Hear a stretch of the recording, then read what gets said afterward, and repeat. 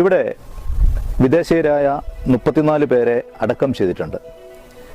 ആ കൂട്ടത്തിലൊരു പ്രത്യേകത എന്ന് പറയുന്നത് ഇവിടെ ഒരു കുതിരയെ അടക്കം ചെയ്തു എന്നുള്ളതാണ്.